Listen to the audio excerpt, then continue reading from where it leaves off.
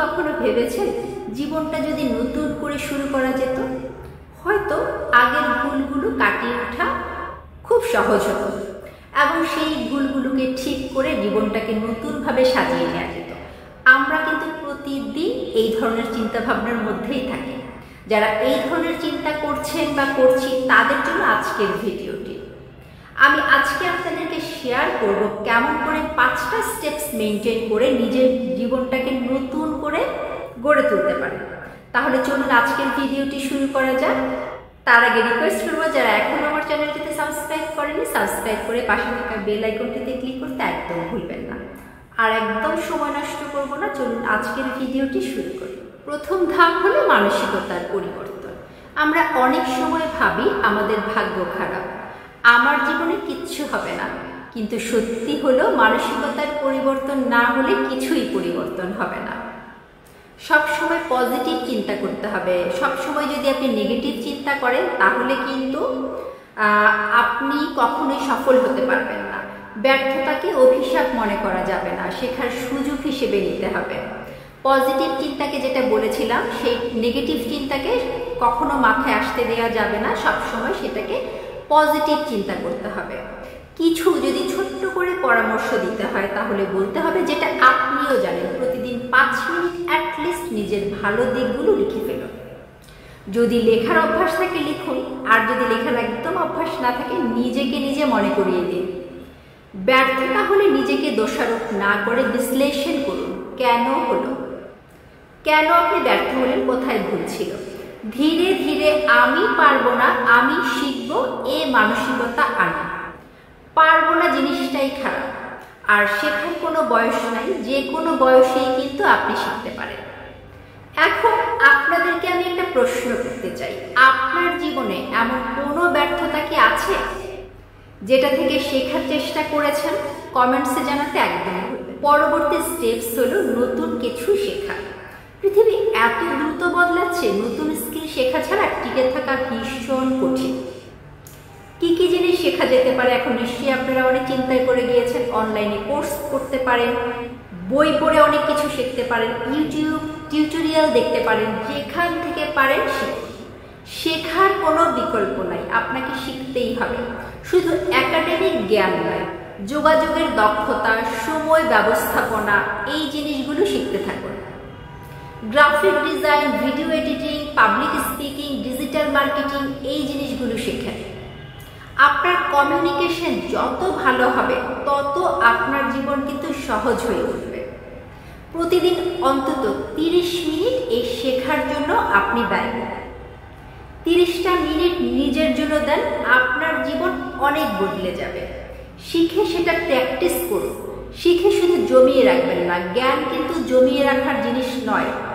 যেই কাজে শিখছেন সেখানে এটাকে আপনি ইউজ করুন, ব্যবহার করুন, তাহলে কিন্তু আপনার জ্ঞান আরো বাড়বে। তৃতীয় ধাপে বলবো স্বাস্থ্য ও ভালো অভ্যাস। আমরা সবাই চাই সফল হতে, কিন্তু স্বাস্থ্য খারাপ হলে সব কিছু ভেঙে পড়ে। তাই স্বাস্থ্য এবং ভালো অভ্যাসের দিকে মনোযোগ দেওয়া ভীষণ গুরুত্বপূর্ণ।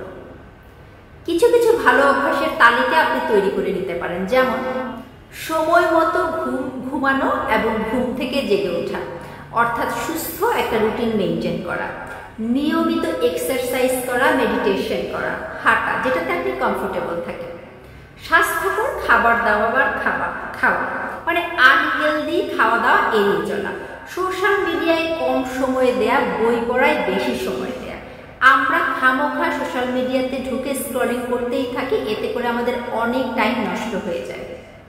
ঘুমের আগে অন্তত 30 মিনিট ফোনটাকে দূরে রাখুন।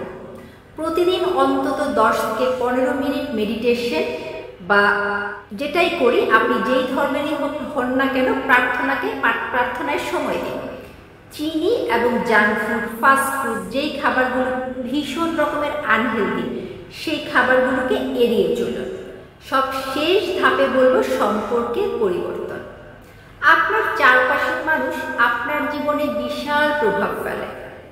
ভুল মানুষদের সাথে থাকলে আপনি নেতিবাচক হয়ে যাবেন, সঠিক মানুষদের সাথে থাকলে আপনি একজন পজিটিভ মানুষ হয়ে উঠবেন। পজিটিভ চিন্তা ভাবনা আপনার মধ্যে কাজ করবে। বিষাক্ত সম্পর্ক থেকে ধীরে ধীরে বেরিয়ে আসুন।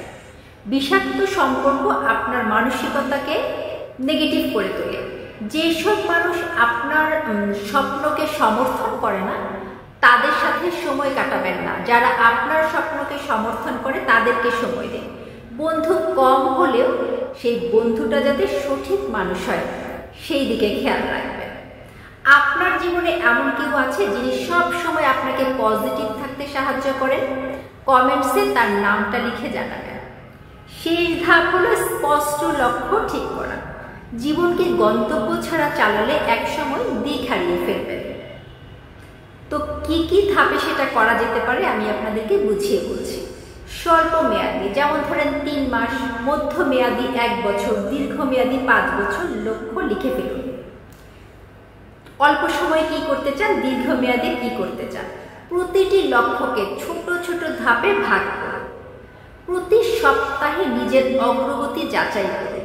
এই যে লক্ষ্য আপনি ঠিক করছেন, আপনার জীবনের গোলটা ঠিক করছেন, অল্প দিনের মধ্যে কি আপনার অ্যাচিভমেন্ট করার প্ল্যান ছিল এবং দীর্ঘমেয়াদী কি অ্যাচিভমেন্ট করার প্ল্যান ছিল, সেখান থেকে আপনার কাজের অগ্রগতি কতটুকু হয়েছে সেলফ অ্যাসেসমেন্ট করে বুঝে নতুন করে গড়ে তোলা একদিনের কাজ নয়। কিন্তু যদি প্রতিদিন ছোট ছোট পরিবর্তন আনেন, একদিন দেখবেন আপনি একদম নতুন মানুষ হয়ে গেছেন। তাই আজই সিদ্ধান্ত নিন আপনি বদলাবেন। আপনার মানসিকতা, অভ্যাস, সম্পর্ক, দক্ষতা সবকিছু নতুন করে গড়ে তুলবেন। যদি ভিডিওটা ভালো লাগে লাইক করে দিবেন, শেয়ার করবেন বন্ধুদের সাথে, আর কমেন্টে লিখুন আপনি কোন ধাপটা প্রথমে শুরু করবেন। দেখা হচ্ছে পরবর্তীতে খুব তাড়াতাড়ি নতুন কোনো ভিডিও নিয়ে। এই ধরনের ভিডিও পেতে চাইলে চ্যানেলটিতে কিন্তু সাবস্ক্রাইব করে রাখবেন। সেই পর্যন্ত সবাই সুস্থ থাকবেন, নিরাপদে থাকবেন। আল্লাহ হাফেজ।